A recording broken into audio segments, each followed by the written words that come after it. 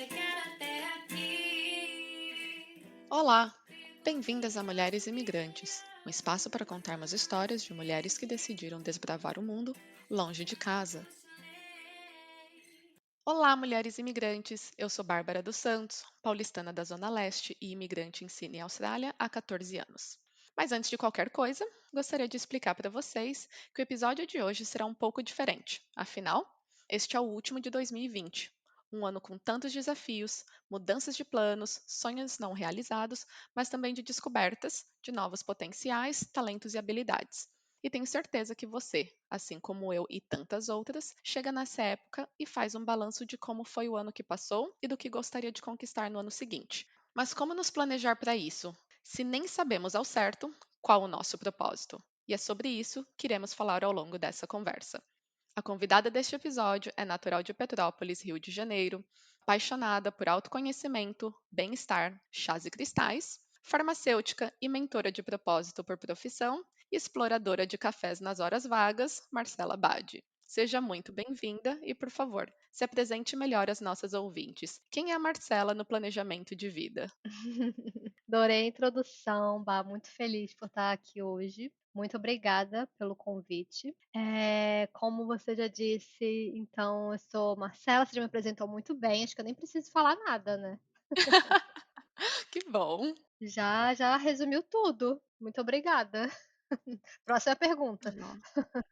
Nossa, adorei assim então a gente já começa logo. Já resumiu tudo.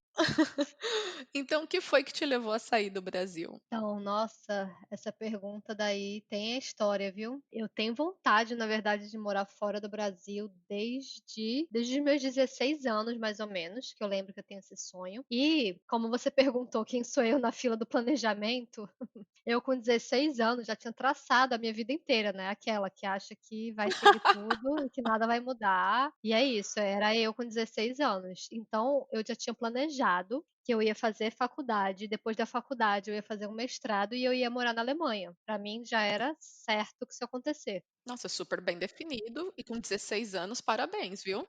com 16 anos, já sabia que era isso. Tanto que eu comecei a estudar alemão, estudei alemão por 4 anos, por eu já ter essa meta ali bem definida. Gente, tô chocada. Pois é. Eu e os meus sonhos. E aí eu tinha esse foco de morar na Alemanha, e eu tive a oportunidade durante a faculdade de fazer um intercâmbio, não na Alemanha, por questão financeira eu não consegui ir pra Alemanha, e aí mas eu tudo bem, eu fui para Portugal, que era o que dava pra gente pagar. Eu consegui um intercâmbio lá para fazer estágio em 2 farmácias, na época faltava um ano ainda para me formar. Eu passei um mês em Portugal fazendo esse intercâmbio, trabalhando nessas farmácias, e daí eu tive a certeza de que era realmente eu queria muito morar fora do Brasil. E desde que eu voltei dessa viagem, eu me transformei completamente. Minha vida foi uma antes dessa viagem e outra depois.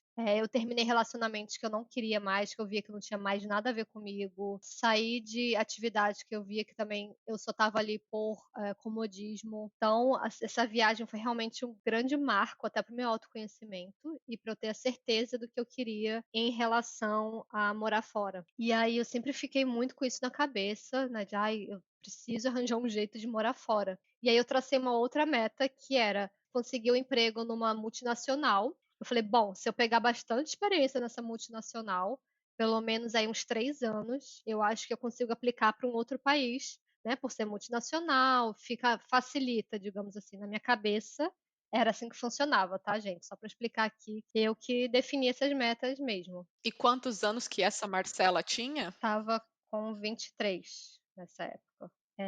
Que aí eu consegui esse emprego na multinacional, fiquei 4 anos, e aí quando começou a chegar, na verdade, perto do terceiro, eu falei já comecei a me movimentar de novo para fazer intercâmbio. E aí comecei em feira de intercâmbio, tinha mais algumas amigas minhas na época que também queriam morar fora, e aí tinha um amigo meu do trabalho que ele ficava muito no meu pé para ir pra Austrália. Só que assim, eu não tinha noção de onde era eu não sabia nada da Austrália, tá. Se me perguntasse o que que era a Austrália, não fazia ideia, nem de onde ficava direito no mapa. Esse era o nível. Minha ideia de mundo era só a Europa nessa época, sabe, não existia mais nada além de Europa. E aí ele ficou: "Não, Marcela, é muito bom lá, é ótimo para trabalhar e tal". Eu falei: "Faz o seguinte, vai você E aí depois você me conta se realmente vale a pena, né? E vamos ver. Daí ele foi, conseguiu tudo, e ele falou, cara, só vem, porque realmente vale muito a pena. É muito fácil de conseguir emprego, de estudar, de aprender inglês. Nessa época eu queria já melhorar meu inglês mesmo. Só que nesse meio tempo eu comecei a namorar. E aí eu falei, e agora, né? O que eu faço com esse relacionamento? Porque eu já tinha muito decidido que eu ia pra fora. E aí, num dia, numa mesa de bar, eu e meu namorado, meu marido agora, né? Na época era meu namorado de. Então deu certo. Já contando o final da história aqui, deu certo. A gente estava, sério, num bar. Ele tinha acabado de ser demitido do emprego dele. E aí eu falei, agora é minha hora, né? Eu falei, poxa, agora que, né, foi demitido e tal, tá essa situação. O que que você acha de a gente morar fora do Brasil? Aí ele, né, tipo assim, vamos, tipo, não tem mais nada a perder aqui. Ele é engenheiro, né? Então ele tinha um emprego muito bom e, enfim, pela situação que o Brasil estava passando, ele acabou sendo demitido. E aí ele conseguiu o dinheiro da demissão e seria perfeito para a gente viajar. Daí a gente começou até a pesquisar outros países na época e viu e chegou na conclusão que realmente, para o que a gente queria, a Austrália seria a melhor opção. Então foi assim. A gente levou um ano mais ou menos planejando, juntando dinheiro, conversando com a nossa família, explicando a situação e tudo mais. E viemos para Sydney. E aí a escolha de Sydney foi basicamente porque esse nosso amigo estava aqui e a gente já tinha alguém, né, algum suporte, assim, digamos, para começar a vida. E essa amizade continua? Sim, sim. Ele era meu amigo. Ele voltou, né, pro Brasil. Pois é, ele voltou no passado. Ele ficou 4 anos aqui em Sydney, mas já voltou. Mas sim, continua. Olha que bom, né? Pelo menos que tem também várias histórias de gente que acaba vindo aqui, né? Ou indo para qualquer lugar, na verdade, que tem alguma amizade e aí chega, mal tem contato ou perde e nunca mais encontra, né? Ficou assim. Nossa, conheci ele, me apresentou a várias pessoas. Foi uma pessoa super importante para mim aqui na Austrália, com certeza. Me diz uma coisa, o que foi que levou uma mulher da ciência Hum, aí para o outro lado, né, aparentemente oposto desse mundo do autoconhecimento e essa coisa mais holística, então de chás, florais, afins de mentoria. O que que faz uma pessoa sair da farmácia para ir para esse lado? eu não vejo como oposto, não, para ser sincera. Eu acho que é complementar. Principalmente porque quando a gente fala assim de propósito de vida, bom, primeiro que durante a faculdade de farmácia a gente vê muito da parte holística também. Então não é só o que a gente chama de medicamento alopático, né? Que é o comum que a gente trata hoje para dor Uhum. de cabeça, aspirina, enfim, esses remédios, né, que é chamado de alopático. Mas a gente também vê muita parte natural, né? Então eu estudei muito plantas, a gente estuda sobre chás e uso de plantas medicinais na faculdade. Eu aprendi sobre homeopatia e florais de bar também. Então a gente vê também a parte holística durante o curso. E eu sempre fui apaixonada por medicina natural. Na verdade, eu sou uma prova viva disso, porque minha mãe nunca me deu medicamento alopático quando criança. Meu médico, até os meus 15 anos, era homeopata. Eu nunca vi outro médico quando eu era mais nova. Então, eu nem sabia, na verdade, como funcionava a medicina normal, que a gente diz, né? A medicina tradicional das Américas, vamos classificar dessa forma. Sempre fui tratada com homeopatia, então, para mim, isso era o natural. Mas, obviamente, na farmácia você aprende um pouco de tudo, mas também aprende bastante essa parte de holística, né? Então, para mim, já era muito natural. Quebrou um estereótipo aí que eu tinha da farmácia. Então, por que farmácia? Então, o que me levou a fazer farmácia, que era o que essa menina de 16 anos tinha esse sonho de ir para a Alemanha, foi para descobrir a cura do câncer. Esse era minha meta de Que vida. maravilhosa. Mas eu achava que a cura do câncer, na minha cabeça de 16 anos, era que eu ia descobrir um medicamento que ia salvar a humanidade. Sabe, ia ter um medicamento e isso ia ser a cura da doença. Só que hoje em dia, Que simples, né? na minha cabeça era assim, eu vou descobrir a cura do câncer e é isso aí. Existe um medicamento que vai curar todo mundo desse mal. Mas hoje em dia eu tenho uma visão de que não só a cura do câncer, mas a prevenção de qualquer doença tem muito a ver de como a gente se cuida, não só no físico, porque a gente tem muita tendência de só olhar para o nosso físico e esquecer do emocional e do espiritual também. Então eu acho que é um conjunto, né? O bem-estar, na verdade, é isso. É você olhar tanto para o seu lado físico como para o seu lado emocional. Tem uma frase que eu gosto muito também, e o sentido da vida, né, o propósito está muito relacionado à saúde, né? E essa frase que eu gosto, ela diz o seguinte: encontrar sentido na vida é um dos mais importantes fatores de prevenção, proteção, preservação e sustentação da vitalidade do ser humano. Então, a saúde está interconectada com o propósito de vida. Não existe uma vida com propósito sem saúde, por exemplo. Tô impactada com essa frase e acho que já dá bem, então, uma abertura para a próxima pergunta. Então, afinal, o que que é propósito? Sim, ótima pergunta. Então, essa palavrinha tá bem famosa, né? Hoje em dia tá todo mundo falando de propósito aqui. Tá trending topics no Twitter, né? Tá, pois é. E assim, eu vejo o propósito, na verdade, ele tem várias vertentes e várias formas de estudo e de enxergar o que é o propósito. Então a gente consegue explicar muito do propósito, tanto sob ponto espiritual, como também sobre a psicologia positiva e como a logoterapia. Enfim, tem várias vertentes de estudo do sentido da vida. E eu gosto muito de trabalhar tanto o lado espiritual quanto a psicologia positiva. Então eu acho que os dois mixados fazem muito sentido. Então, para as pessoas entenderem assim o que é o propósito, eu gosto de dividir o propósito em duas partes, que é o interior e o propósito exterior. Então, o propósito interior é o que todos os seres humanos viemos fazer, que é o quê? Estar presente. Todos nós temos que estar presentes para ter um propósito interior, ou seja, ser uma boa pessoa, né, entregar o que a gente veio entregar como ser humano, que nada mais é do que o amor, e essa é a missão de todos os seres humanos, tá? Se desenvolver como pessoa, estar presente no momento. E um tapa de leve na cara aqui das pessoas, só para dar aquela acordada assim. As pessoas hoje se perguntam muito, né, o que que, ai, mas qual é o propósito, o que que eu vim fazer de carreira? Só que elas não param nem para se preocupar antes com o básico, que é você estar presente no momento, sei lá, que você lava a louça, que você conversa com uma amiga, que você faz o seu trabalho, que você dá um bom dia para o porteiro, sabe? Tipo, realmente viver e estar presente no momento. Esse é o seu propósito primário, né, o interior, e que a gente esquece muitas das vezes, né? E eu gosto muito de dizer também que o que proporciona, e prestem muita atenção nisso, gente, porque é verdade. O que realmente proporciona essa sensação de prazer boa não é o ato que a gente executa, e sim a energia que flui através do que a gente faz. Então vamos lá, não é o ato, Cara, bem profundo isso, hein? não é a ação em si que traz felicidade, mas a energia que a gente coloca nela.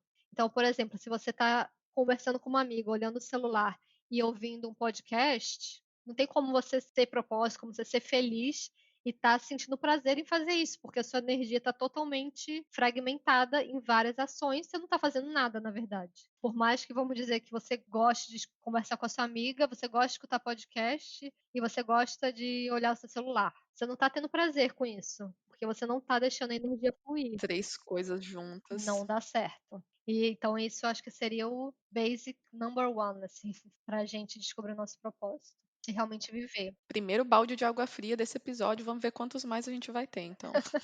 Ah, mas é bom, né, gente?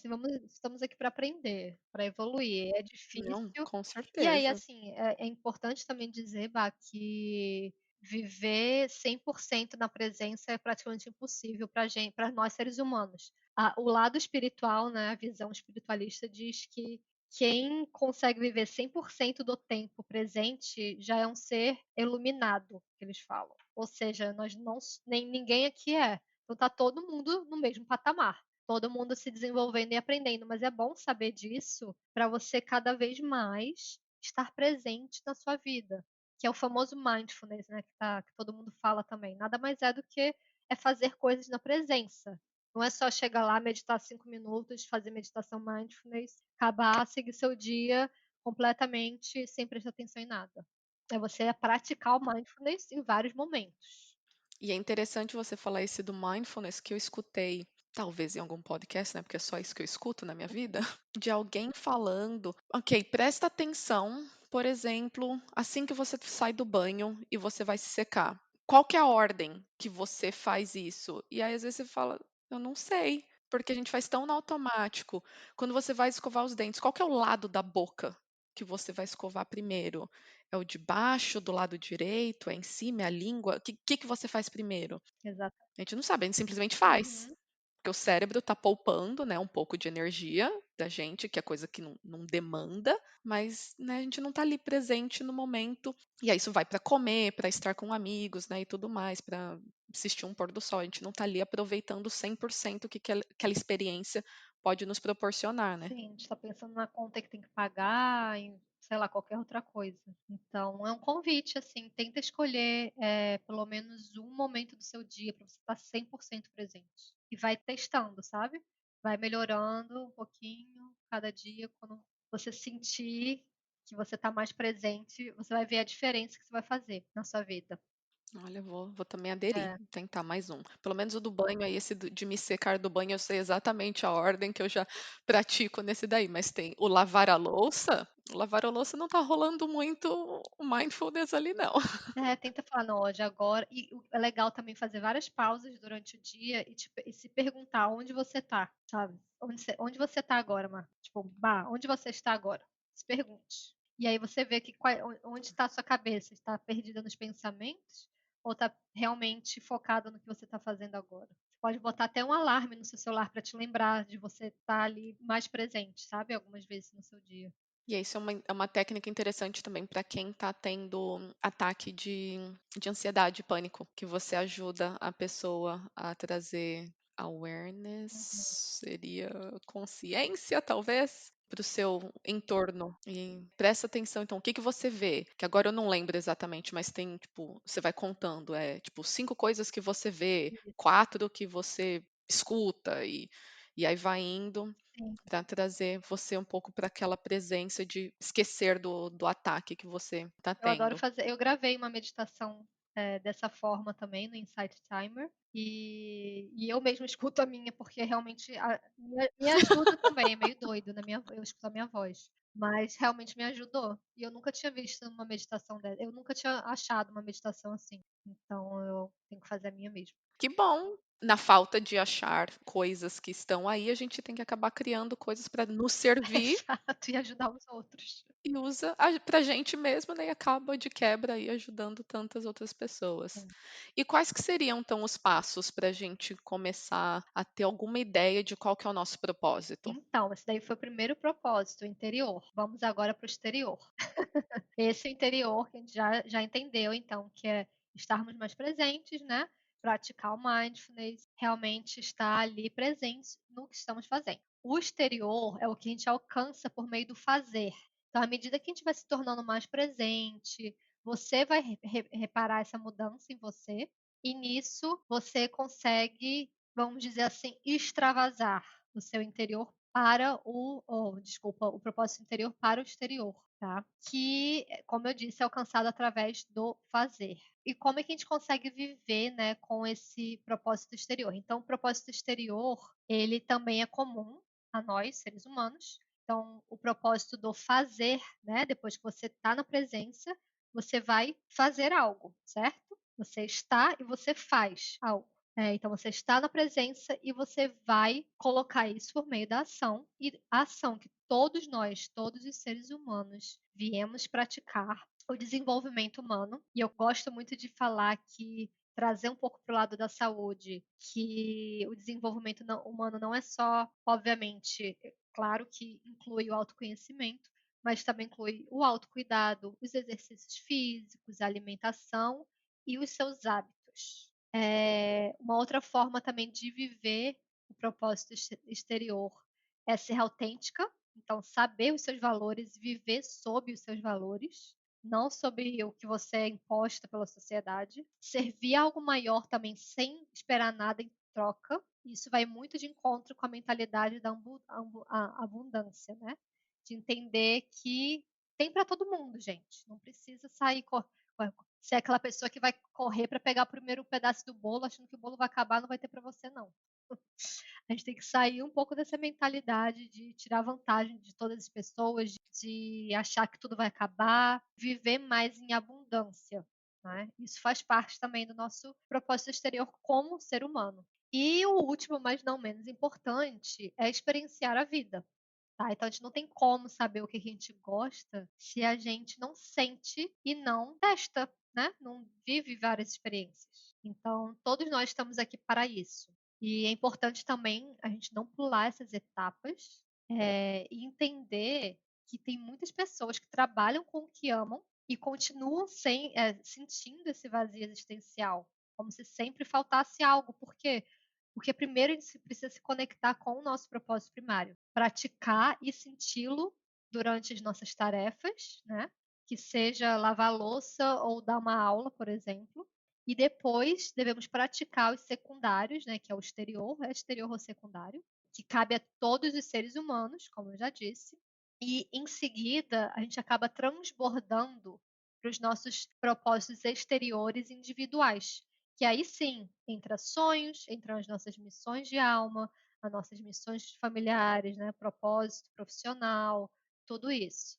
Então são etapas que a gente precisa seguir. Faz sentido? Nossa, total. E eu já tô aqui, a cabeça tá tentando ficar presente, mas ela já É, vai, tipo, nossa, assim, explodiu. Explodiu e já pensando em um monte de coisa. Nossa, mas como que eu consigo descobrir esse? E nossa, esse daqui eu já tenho. então é isso. Primeiro, presença, cuidar da gente, né?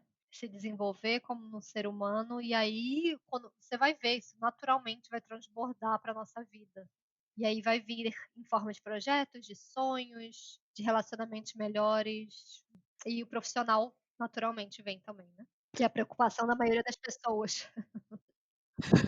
Normal. Exato. Mas é interessante também a gente falar que, por exemplo, eu sou um caso que eu cheguei a um ponto que, na verdade, eu tô feliz não necessariamente tendo aquela carreira dos sonhos, né, de grande parte da galera, mas de eu tirar essa, vamos dizer, satisfação pessoal de projetos que não necessariamente envolvem dinheiro ou, né, remuneração nesse caso, e tirar de projetos Uhum. pessoais que meus propósitos, o meu propósito e os meus valores acabam sendo mais alinhados com isso, porque infelizmente, né, a gente vive numa sociedade capitalista que a gente precisa pagar as Sim. contas, então a gente tira o dinheiro de onde dá. Não é uma coisa que eu acho eu não trabalho com uma coisa que eu acho terrível e que eu tô assim, nossa senhora, me tire daqui.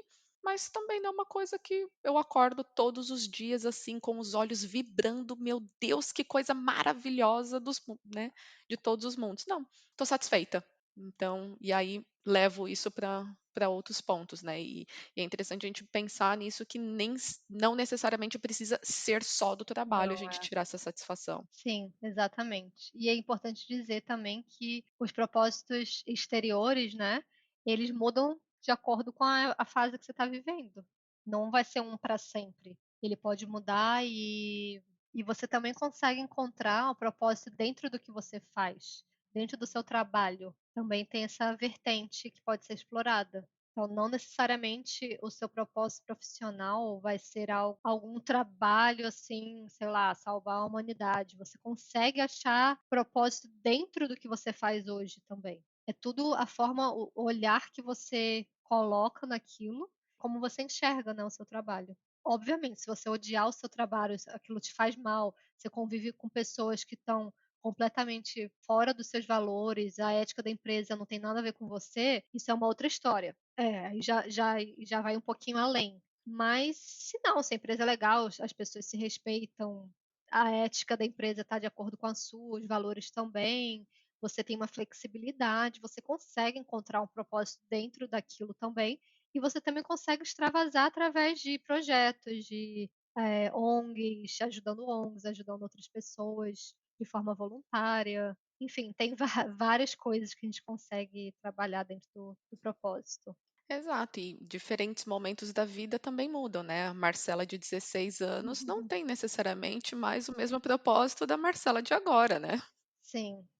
Eu vejo também o propósito como algo muito maior, tipo assim, meu propósito de 16 anos era bem ou mal o mesmo de hoje, que é meu sonho era ver as pessoas mais saudáveis, evitar que elas tivessem doenças. Continua assim, eu sinto a emoção quando eu falo a mesma de quando eu tinha 16 anos.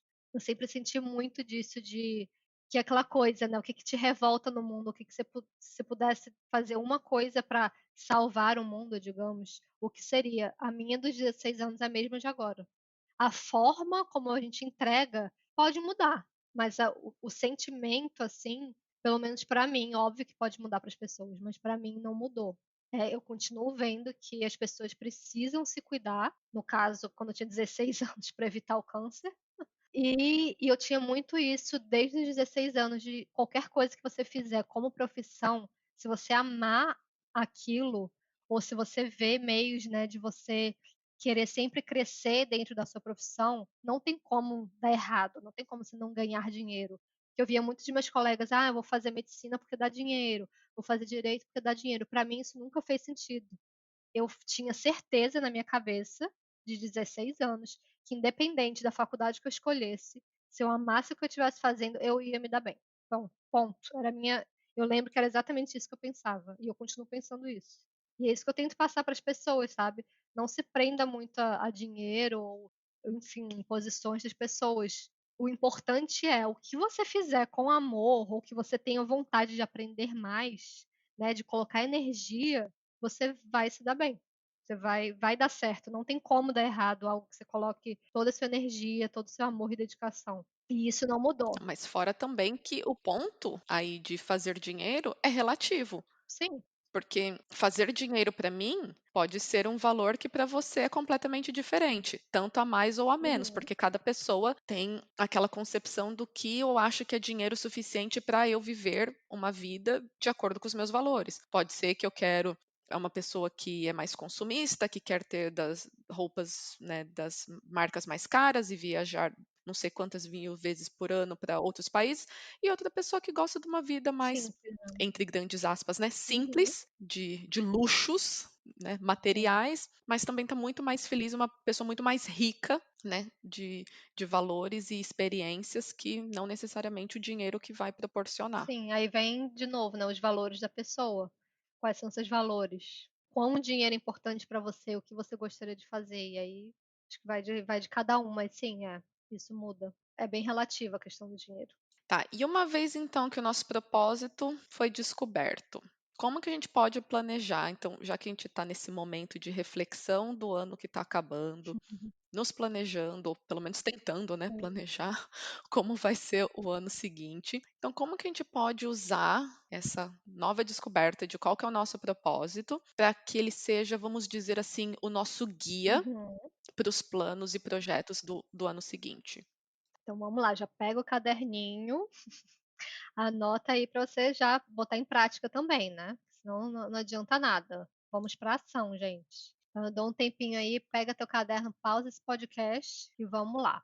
E aí, gente, desculpa não ter colocado então disclaimer antes no começo, viu? O primeiro passo seria a gente entender exatamente qual é o seu propósito, né, suas prioridades para o próximo ano. Isso vai ser essencial até para você saber o que que você vai priorizar e como você vai priorizar o seu tempo. Você não vai conseguir dizer sim para tudo e todos, né. Então é importante você saber a sua prioridade para você saber o que que você vai dizer sim, o que que você vai dizer não na sua vida. E aí, um exercício mais rápido, né, porque, enfim, a mentoria para trabalhar com propósito é complexa. Ah, sei bem disso. Tô aqui, tô aqui. Mas se você quer uma ideia, assim, rápida, eu tenho 4 perguntas que podem te nortear e te ajudar a responder qual seria o seu propósito, de repente, vamos dizer, para o ano que vem, né. Vamos trabalhar com o próximo ano de 2021. Então a pergunta que você pode se fazer, a primeira seria: o que você ama? O que que faz o seu coração realmente vibrar? Aquela coisa do pode anotar tudo, tudo, tudo, tudo. Não pensa muito nessa hora não. Tudo que você ama, desde, sei lá, dançar até fazer alguma coisa mais complexa ou alguma coisa no seu trabalho, por exemplo. Depois, se você vai anotar o que você é boa, né, então quais são os seus talentos. Se você não souber responder claramente, pergunta para os seus amigos, seus familiares que realmente te conhecem, quais são os seus talentos e como você ajuda os outros hoje. Tenta pensar nisso também. Depois que você anotou essa, vamos para a terceira pergunta. O que você pode ser paga para fazer? Se você unir, né, no que você é boa, o que você ama, o que o mundo precisa, o que você consegue ser paga para fazer. E o último é exatamente o que o mundo precisa. O que você acredita que falta no mundo? O que te revolta e que você gostaria de mudar no mundo? Então essas são perguntas bem chaves, assim, que você já vai ter uma ideia, e daí você pode pegar a resposta de cada uma e juntar em uma frase: "Eu faço tal coisa, né, para ajudar tal pessoa". Então você consegue montar essa frase mais certeira, assim, do qual seria o seu propósito, ou da sua vida, ou desse ano, né, o que você gostaria de realizar como missão, né, o que vai nortear as suas escolhas. E aí depois que você tem isso muito bem definido, você pode anotar tudo o que você deseja fazer, todas as coisas que você pensa em realizar para esse ano de 2021, e colocar em quanto tempo você quer alcançar cada um deles. Se não for em 2021, ou se for daqui a um mês, 6 meses, tantos dias, tantas semanas, enfim. E depois você consegue dividir todas essas suas metas, né, nas esferas, pessoal, financeira, familiar, profissional e saúde. É importante a gente ter uma noção de todas essas esferas para a gente não escolher só um tópico, né, e esquecer o resto da vida, porque a vida é um equilíbrio de todas essas nossas E é áreas. mais fácil, né, a gente É, negligenciar negligenciar. uma areazinha que é mais difícil. Pois é, não, vamos botar meta para melhorar todas as áreas. Então, tem em mente de ter pelo menos ali 2 em cada uma. E depois se pergunte se elas são realmente realizáveis, né. Se as suas metas são específicas, são mensuráveis, são atingíveis, se é realmente possível de você consegui-las nesse tempo que você colocou, se elas são relevantes, se elas são importantes e estão de acordo com o seu propósito, e por fim, se elas têm um tempo para acontecer. Você não pode falar, chegar e vou comprar um carro, tá, mas quando que você vai comprar um carro? Que carro que você quer? Sabe, tudo isso. Você tem dinheiro para isso? É atingível? Então pensar em todos esses âmbitos e depois partir para ação. Montar o seu plano de ação. Como é que você vai fazer, de quem que você vai precisar, quanto que você vai precisar, e é basicamente isso, assim, as etapas bem essenciais, né, de como planejar 2021. Nossa, e foi interessante escutar você ainda continuar colocando na mesma ordem, né, do SMART, que é em Uhum. inglês, e ainda conseguir só traduzir e ainda continuar com a mesma letra. É verdade. Não, é interessante que eu tô nesse momento de planejamento para o meu ano. E nossa, é incrível quando, por mais que necessariamente não são coisas tangíveis, né? Mas só de você colocar no papel e começar a colocar, então, ela tá específica, como que eu vou medir o sucesso, né, Uhum. disso, é dessa maneira, em quanto tempo, e se tem tudo específico, você, nossa, parece que ela já tá assim quase na sua frente. Sim, É como se ela tivesse ali no horizonte, você está quase vendo. Então ela está já um pouquinho mais perto do que só, né, em alguma gavetinha ali da sua cabeça. exatamente. É, isso é importante dizer também, deixa sempre ela visual, né, por isso que a gente fala muito do vision board, de fazer aquele quadro dos sonhos, porque você tá ali olhando todos os dias, te lembrando das suas metas, dos seus sonhos. Então é interessante depois que você escrever, colocar tudo, planejar, tirar um pouquinho do seu tempo também para brincar, né, para imaginar e colocar isso em forma de figuras, que o seu cérebro vai entender muito melhor quando você escreve e coloca algo visual, alguma figura ali para você olhar todos os dias, para se lembrar dos seus planos. E torna nosso cérebro também mais familiar com aquela coisa, né? Principalmente se é algo que é, assim, muito distante da nossa realidade de agora. Então, vamos supor que você usou o exemplo do carro e você nunca teve um carro na vida, nunca nem dirigiu. Uhum. E aí nos seus planos tá tirar uma carteira de motorista e comprar um carro. Nossa, mas o que que é isso? O teu cérebro não entende, né? Então bota o carro, Bota sim, o carro carteira, que você quer. sim, Bota tudo lá e não é só tipo, ah, eu quero um carro. Não, eu quero um carro de tantas portas, de tal cor e de tal modelo, e coloca ele lá que de alguma maneira você em ação sim. vai fazer aquele carro se materializar na sua Se vida. materializa mesmo, gente. E é engraçado você falar isso, se você colocar exatamente, tipo, a figura do que você quer, você vai começar a atrair de uma forma aquele carro. Tudo que é lugar que você for, você vai ver aquele carro.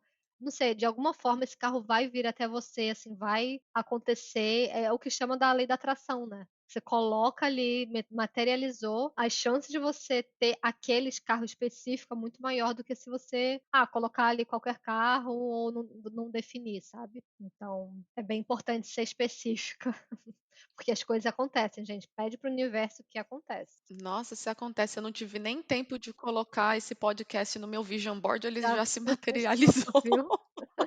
Veio antes do Então vision board. cuidado, muito cuidado com o que vocês É peçam. verdade, tenho mesmo.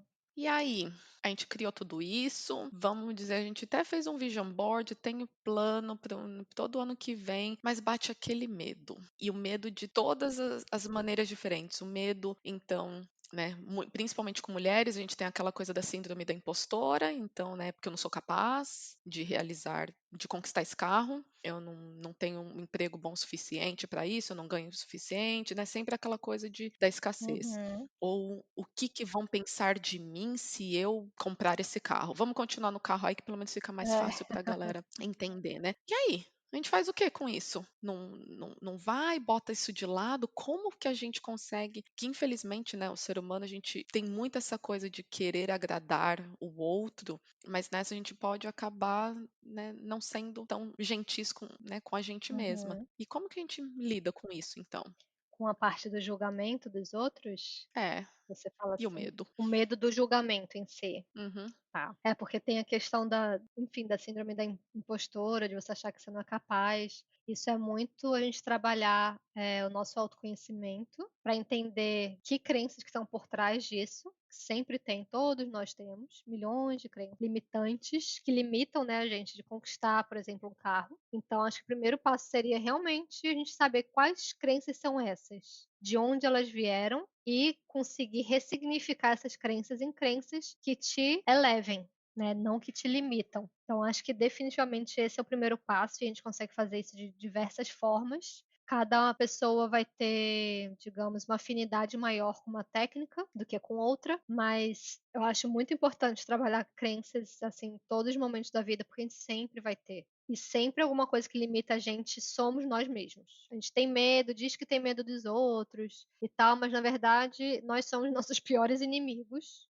devido a exatamente essas crenças, devido à forma como a gente foi criado, enfim, todas essas crenças que passaram pra gente que não são nossas. E é isso que a gente tem que entender. O que que eu acredito, o que que os outros acreditam que acabaram passando pra mim e que eu peguei como minha, mas não é meu. Então, esse questionamento e daí o trabalho de crença, eu acho que é muito bom fazer com um profissional, porque está tão enraizado que é muito difícil nós mesmos vermos e enxergarmos isso de fora e conseguir ressignificar sozinho. Exato, porque assim, se for, obviamente nós temos muitas crenças, né? Sim. Então, se for alguma mais superficial, a gente até acaba, né, conseguindo achar alguma coisinha na internet que dá para ajudar, mas tem tanta coisa que é tão enraizada que vem quase que como por DNA, né? Sim. Que aí a gente não consegue nem saber que tem até alguém que, né, capacitado para meio que tirar isso da gente e falar, não, tá aqui. Nossa, é verdade, eu nem sabia que eu acreditava nisso, porque era um norte nosso, é tipo, é como se fosse até um valor nosso que a gente nem sabe de onde Uhum. surgiu. Geralmente vem na nossa infância, passar pelos nossos pais, escola, amigos, mídia, né, mídia no geral, televisão, e que a gente pegou muito como nossa. Eu não sei nem se eu diria uma crença, mas acho que uma mentalidade que nós brasileiros vivemos muito é a da escassez. Isso eu percebi claramente quando eu vim para cá. Eu consigo ver muito essa diferença. Não sei se você percebeu isso, percebe isso também, que nós brasileiros temos muito isso de escassez, de achar que vai acabar a comida, vai acabar o dinheiro, que a gente tem que estar sempre ganhando aquela mentalidade, né, do tirando vantagem, porque vai acabar. Isso tudo é mentalidade de escassez. A gente não tem muito essa mentalidade da abundância. Não é culpa nossa, enfim, é muito cultural. Isso eu consigo enxergar. Você já teve essa noção também? Nossa, não, você falando agora, assim, eu consigo perceber, porque, né, de como a nossa sociedade é e como tem muita gente que passa necessidade, a Sim. gente acaba indo para um lugar onde a gente consegue ter uma qualidade de vida melhor, sem ter tanto estudo, Uhum. né? Você consegue várias profissões, né, que você ganha relativamente bem, se a gente, né, for comparar assim, Sim. sem você ter uma qualificação, né, de um diploma e tal. E aí você fala, não, realmente, eu quero tudo. Uhum. imagina que eu nunca mais quero voltar para aquilo, só que aí você fica pensando sempre, né: "Ah, porque eu não tenho dinheiro, É. então deixa eu fazer isso, porque eu não tenho dinheiro, porque eu não tenho". E essa repetição é muito ruim, porque quando você fala pra si mesmo que você não tem dinheiro, realmente você não tem. Sim, você já tá falando, você já está afirmando que você não tem.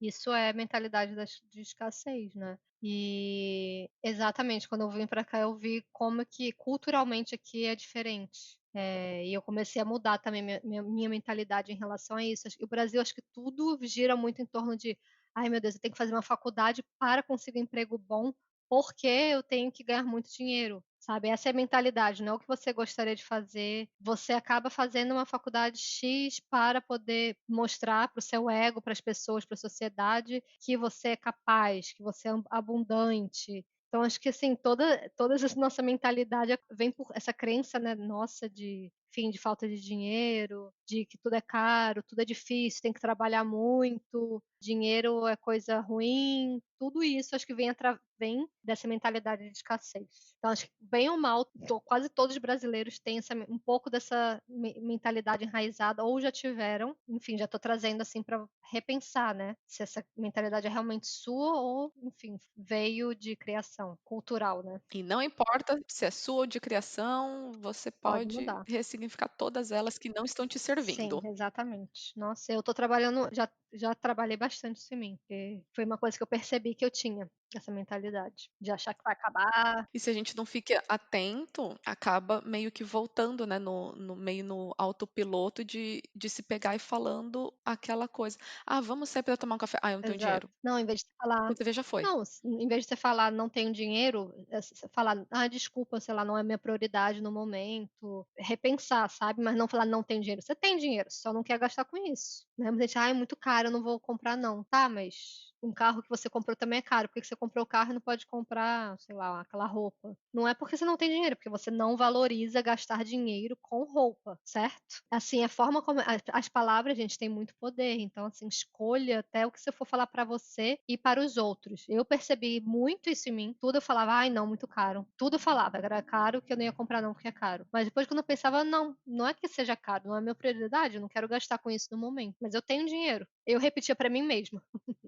Pra eu tirar essa crença dentro de mim, sabe, tipo, não é que seja caro, eu só não valorizo gastar, sei lá, $1000 numa bolsa, por exemplo. Eu poderia chegar numa loja lá da Gucci e comprar uma bolsa de $5000. Eu tenho dinheiro? Eu tenho dinheiro. Poderia? Poderia. É minha prioridade? Não, não é minha prioridade, por isso que eu não tenho, ponto. E você já se empodera aí também, nós mulheres, sabe, de empoderar, isso é uma forma de empoderamento. Você já começa a aumentar o seu poder pessoal. Você já vê quando você começa a mudar o tom que você conversa com A você, a postura, postura, nossa, a postura já até tudo não, já muda. até muda, tipo: "Não, eu super tenho dinheiro pra comprar uma Gucci, eu só não quero". A verdade é essa, para pra pensar. Não, ué, você tem dinheiro, você É. tem 5.000, eu tenho 5.000, só não quero gastar com uma bolsa. Prefiro juntar e fazer uma viagem, pronto, e acabou. Prefiro, né, fazer tantas outras coisas. Exato. E isso já te dá poder pessoal. Fale isso da próxima vez que alguém te quiser que você gaste com algo caro, fala que não é a sua prioridade, só isso. Não que você não tem dinheiro, você tem. E falando em ser mulher, então, e empoderamento, quais são os desafios que você acha que você já passou aqui, por ser mulher e por ser imigrante? Ó, por ser mulher, no meu primeiro emprego aqui, eu fui trabalhar numa farmácia. Só tinha homem, os donos, e eles eram de uma cultura assim bem, digamos, machistas, né? E aí eu já passei por algumas situaçõezinhas assim com eles, digamos, do tipo, tá conversando com ele, e um deles virar pra mim e falar: "Ah, Marcela, por que que você não tenta trabalhar como representante de venda farmacêutica? Porque nessas vagas", ele falou exatamente assim, super natural, tá? Porque nessas vagas, não precisa nem falar inglês, nem precisa saber nada não, é só chegar lá bem arrumada e consegue, então você mulher bonita, você vai conseguir. Eu fiquei olhando assim, tipo: "Oi?". E o que não é verdade, porque eu sei que representante de venda você tem que saber se falar, você tem que saber se impor, enfim, várias outras, características, não é só chegar lá bem arrumada e é isso. Deixar um É. panfletinho e, né, tipo, o cara: "Ai, gostei dela, É, bonitinha, exato. vou pegar o remédio É dela". aham, tipo isso mesmo, bem machista. Isso foi uma delas, né. Teve uma outra entrevista que eu fiz aqui também, que o cara me perguntou se eu era casada e qual era a minha religião, no meio de uma entrevista de O que que emprego. tem O a que que ver? isso tem a ver? E se eu queria ter filho, umas perguntas assim, que aqui na Austrália, para as meninas que não sabem, é proibido você fazer esse tipo de pergunta. Depois que eu fui saber, né, mas você não pode fazer esse tipo de pergunta numa entrevista de emprego. Acho que nem no Brasil, lugar nenhum. É completamente pra que ele quer saber minha religião e se eu sou casada? Que diferença vai fazer na vida dele?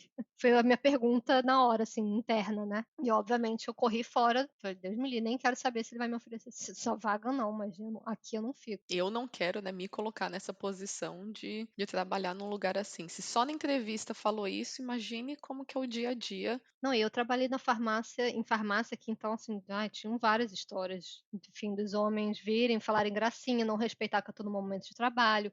Teve uma vez que eu fui buscar meu almoço, do nada surgiu um cara querendo sair comigo, tipo: "Ah, então vamos tomar um café depois dessa hora de trabalho", ele sabia onde eu trabalhava, sabe. Eu fiquei super assustada, falei: "Gente, a pessoa tá me seguindo no meu horário de trabalho", eu me senti completamente invadida e fiquei com medo de verdade. Sei lá, ele faz sei lá, me seguir, saber onde eu moro depois, sabe. Esse dia eu lembro que eu fiquei com bastante medo, assim. E eu já tive que ir várias vezes na polícia também por medo de sair da farmácia sozinha e outras pessoas ou de outros caras vierem me ameaçar, assim, porque eu não queria vender alguns tipos de medicamentos lá e, enfim, a gente não podia realmente e eles virem me ameaçar e eu ter que ir na polícia, pedir resguardo, como já aconteceu também, essas situações. Gente, tô chocada. É, Assim, as drogas nem tanto, porque infelizmente, né, aqui na Austrália tem um grande problema de saúde sim. pública, de muita gente que, né, dessas tipo de medicamento que são altamente,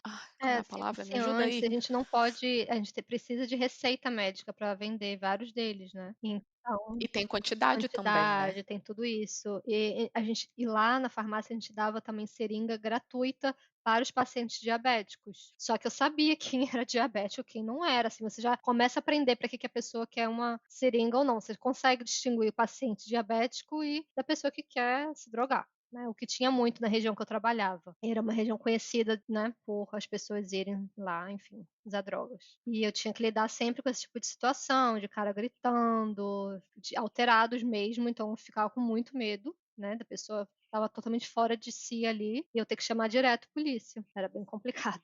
Nossa, e eu que trabalhei em bar, tinha que lidar com gente bêbada, nunca nem passei por Ah, esse não, tipo meu de curso era situação. Eu mais não consigo. é, Quem diria que farmácia seria um lugar tão era bem hostil hostil. assim, né? Em King's Cross que eu trabalhei, né, era uma área bem Hum, sabemos bem, né. nossa. Eu não achei que eu fosse passar por essas situações aqui na Austrália. E assim, não era nem só de homem não, era de mulher também já recebi várias ameaças, não só de homem, por enfim, as pessoas tentarem roubar na farmácia, querer comprar droga, várias situações. E de ser xingada por ser imigrante por mulher, não foi nem por homem dessa vez. Uma mulher pegou e falou: "Por que que você não pega seu barquinho e volta para o seu país?". Ai, a clássica, é É, a frase mais preferida, né? nossa, esse dia eu fiquei minha cabeça deu uma subida, assim, eu respirei fundo para não responder nada, porque a pessoa estava alterada também, ela não estava no estado normal dela, então, assim, não tinha o que eu ficar discutindo com a pessoa assim, né, estava fora de si, mas foi difícil para parar. Ai, não faz nem bem, né? Não, tipo, não tinha o que Nem bem fazer. pra gente, deixa. Então, para continuar vivendo o seu propósito, você acha que seria uma possibilidade de retorno para o Brasil? Ou quem sabe ir para a Alemanha, que você tanto quis aos 16 anos? Ou a Austrália é o seu lugar? Hoje em dia eu posso falar que para o que eu quero fazer e realizar é a Austrália. Eu não me vejo mais morando na Alemanha não. Ainda não fui, ainda tenho esse sonho de ir pra lá, mas já de antemão já digo que eu acho que não seria um lugar que eu moraria. Pelo que eu já sei, assim, de culturalmente falando, né. Não sei se eu me identificaria mais para quem eu estou hoje em dia. Olha, mas pelo menos para viajar, Berlim, maravilhoso, É, os restaurantes são incríveis era e plano para de esse pontos ano, né. turísticos também. Se não fosse coronavírus, eu estaria lá. Ai, pois é, né, como eu disse na introdução, foi o ano É, dos sonhos que a gente não conseguiu realizar ainda, sim, grande ênfase para o ainda, e é planejando e remanejando um pouquinho, né, os planos para os próximos anos, sim, e encontrando novos sim.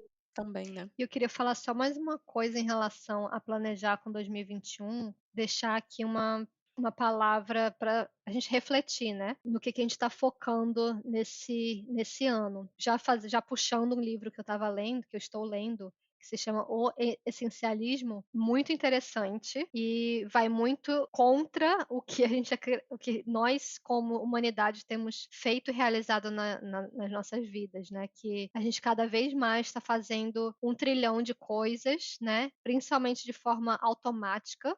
Então, esse negócio de produtividade, de fazer milhões de coisas ao mesmo tempo e pegar o dia e resolver dar vários tiques lá na nossa lista de tarefas. Pare e pense um pouquinho no que você realmente quer conquistar e onde você vai colocar a sua energia. Então, assim, o que você pode fazer hoje que vai ser essencial para você conseguir conquistar o seu propósito? E aquilo que não é essencial, tenta aos pouquinhos, assim, ir tirando da sua vida, sabe? Começa a distinguir o que realmente é importante e o que é trivial, que você pode deixar para lá, você não precisa fazer, você não precisa ir, você não precisa dizer sim, você não precisa ir a todos os eventos que te chamam, você não precisa fazer todas as tarefas que o seu chefe quer que você faça. Enfim, só queria deixar essa palavra para a gente começar a realmente repensar, né? Que para a gente fazer menos coisas, porém melhor, e qual a energia focada em uma atividade, em um propósito, ao invés de ficar se fragmentando em várias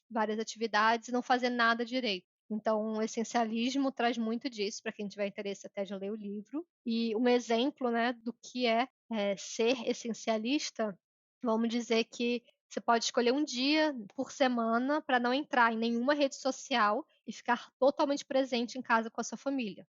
Isso seria uma atitude, né, de um essencialista. Ou então escolher dar um telefonema, né, para o seu avô, sua avó, ao invés de ficar no Facebook. Então ver o que realmente é importante para você, você pode analisar isso dia após dia, semana por semana ou ano, enfim, e fazer cada vez mais coisas realmente importantes e não triviais. Você para pensar quantas coisas bobas, né, que a gente faz por dia. A gente não fez nada do que realmente é importante, sabe? Então, eu queria trazer essa palavra de reflexão mesmo para as mulheres que estão nos ouvindo aqui. Nossa, que maneira mais incrível e profunda para a gente já ir terminando o nosso papo. Foi um prazer Sim. conversar com você, Marcela. Um prazer Muito todo meu. obrigado pela sua Fico presença. feliz. Mas então, antes da gente terminar, nós vamos para a lupa cultural. Então, aquele momento de indicação de trabalhos protagonizados ou feitos por mulheres. Qual seria a sua ou suas Hum. indicações? Olha, eu vou falar, eu consegui lembrar de 2 filmes um que eu assisti recentemente, Enola Holmes. Eu gostei bastante, assim, ele é bem de aventurinha, assim, não tem nada, mas o que me chamou a atenção foi a coragem dessa menina, acho que de 16 anos, né, interpretada pela Millie Brown, eu adoro ela, não sei se quem já assistiu Stranger Things aqui vai lembrar dela. Adoro ela! É. Ela é Ela é demais. demais. Eu gostei muito, assim, da atitude dela, sabe, foi algo que me chamou a atenção. Muito tempo que eu não assistia um filme eu não sou muito de filme, tá, gente, então pode ser que você esteja escutando aqui e achar meio nada a ver essa minha indicação. Mas eu não assisto milhões de filmes, eu não sou muito da televisão, mas o último que eu assisti e que eu gostei foi esse, e um que marcou muito a minha infância foi A Princesinha, que eu assisti recentemente e eu chorei de novo. Eu choro todas as vezes que eu vejo esse filme, todas as vezes. Que é a história de uma menina que perde a mãe, vai para o orfanato, só que é muito lindo, assim, a forma como ela ensina para outras meninas, então é um orfanato só de mulheres, né, só de meninas, em torno dos 8 anos, e como é que ela consegue construir uma amizade e espalhar o bem no orfanato, que era regido por mulheres bem, digamos assim, duronas e com pouco coração. Eu acho muito fofinho, assim, provavelmente vocês meninas, vocês vão lembrar quando vocês botarem um Google nesse filme, que ele ficou muito famoso na nossa época de infância mesmo.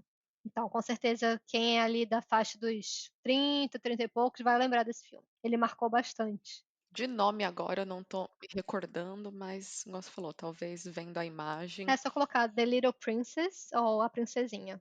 É de 95 o filme.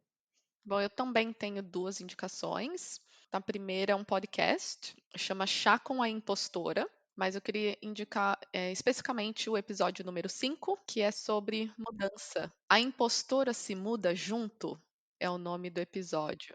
É bem curtinho, mas super interessante, de uma mulher imigrante também que se mudou e contando se a tal da impostora viaja junto com ela para o novo país ou não. Ah, muito bom. Ai, adorei.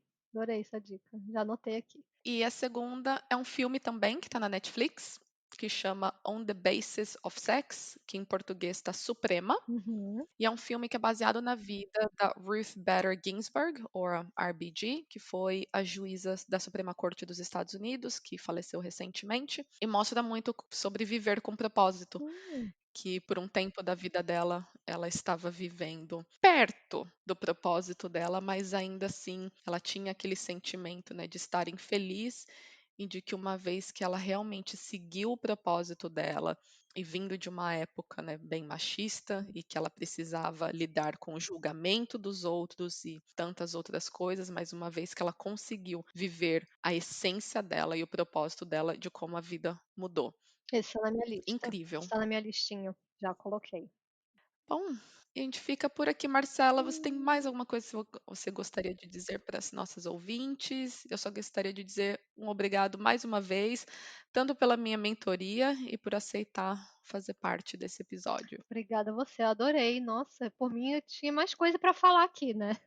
Mas quem sabe eu não volto uma outra vez, mas é isso, acho que a mensagem é essa: nunca desistam dos seus sonhos, acreditem em vocês mesmo e façam acontecer. Eu gosto de falar também para vocês, assim, até como um desafio, escolha uma palavra para você começar o seu ano de 2021. Depois que você definiu lá o seu propósito, as suas metas, se você juntar todas as suas metas de 2021, qual palavra que te resumiria, assim, do tudo de tudo que você quer fazer? Porque se assim, quando você tem uma palavra só, né, a palavra, como eu já disse, tem poder e pode virar um mantra ali para você para aquele ano, e você sempre vai se lembrar. Vamos dizer que você escolha a palavra ação como meta para 2021. Você sempre vai lembrar, tipo, qualquer coisa que você quiser procrastinar para agir ou para fazer, você vai lembrar dessa palavra e, sério, vai te dar um: "Nossa, não, eu botei ali que eu queria agir, essa é a minha meta de 2021, vamos fazer acontecer", sabe? Que seja uma palavra que te impulsione para realmente conquistar as suas coisas. Então acho que seria uma última diquinha para vocês para 2021. Ai, maravilhosa! Bom, e obrigada a todas que escutaram até aqui. E caso tenham gostado desse e também dos outros episódios, compartilhe com as suas amigas, familiares, colegas de trabalho. E se quiser nos contar o que achou desse episódio, tem alguma pergunta ou gostaria de participar, entre em contato no e-mail mulheresimigrantespod@gmail.com, ou para quem ainda não nos segue nas redes sociais, você pode nos encontrar no Instagram e Facebook por @mulheresimigrantespod ou no Twitter por @mulherespodcast. Obrigada e até o próximo episódio.